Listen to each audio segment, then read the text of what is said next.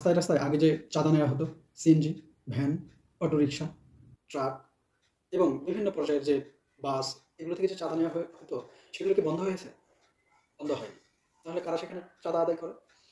৫ই আগস্টের পরে ঘটে যাওয়া ছাত্র জনতার বিপ্লবের পরে একটা নতুন সরকার গঠিত হওয়া, সেই সরকার গঠনের পেছনে যে ছাত্র, ইন্টারমিডিয়েটের ছাত্র, যে অষ্টম শ্রেণীর ছাত্র, যে সপ্তম শ্রেণীর ছাত্র, তারা কি রিক্সা, ভ্যান, ট্রাক, ভটভটি এগুলোর কাছ থেকে চাঁদা উঠায়? যদি আপনার উত্তর না হয়, তাহলে চাঁদা ওঠা কি বন্ধ আছে? যদি আপনার উত্তর না হয়, তাহলে এবার আপনি বলেন চাঁদাগুলো কে উঠায়? বিগত সরকারের আমলে যারা চাঁদা উঠিয়েছে, তারা কি চাঁদা উঠায়? আপনার কি এটা মনে হয়? বা আপনি তাদেরকে কি কখনো দেখেছেন? তাহলে আসলে কে চাঁদা উঠায়?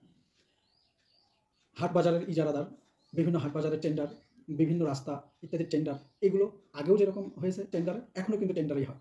এই টেন্ডারগুলো কে ডাকে? টেন্ডারে কাজ পায় কারা? অষ্টম শ্রেণী আন্দোলন করে এই সরকার নিয়ে আসা ছাত্র বা ছাত্রী? কারা তাহলে এই চাঁদা উঠায়? কারা টেন্ডারগুলো ডাকে? এবং কারা টেন্ডারের জন্য মারামারি করে? এই টেন্ডারগুলো কি আগে হয়েছে? অবশ্যই হয়েছে। এখন এই টেন্ডারগুলো হচ্ছে। এই টেন্ডারগুলো আসলে পাচ্ছে কারা? প্রশ্ন আপনাকে করুন, নিজেরাই উত্তর খুঁজুন। এবং যারা ক্ষমতার জন্য এবং ভাগাভাগি করে না খাওয়ার অভ্যাসের কারণে জনমনে আতঙ্কের সৃষ্টির কারণ হয়ে দাঁড়িয়েছেন, প্লিজ থেমে যান। মাথামোটার দল লোকেরা আপনি এমনি এমনি বলে না। ভাগ করে খান, দিয়ে খান। বিগত সরকারের আমলে এত কিছু হয়নি, কারণ তারা ভাগ করে দিয়ে সেগুলো করে খেয়েছে। খাবেনই তো, আপনারাই খাবেন। সুতরাং হই হুল্লোড় না করে ভাগ করে খাওয়ার অভ্যাস করেন।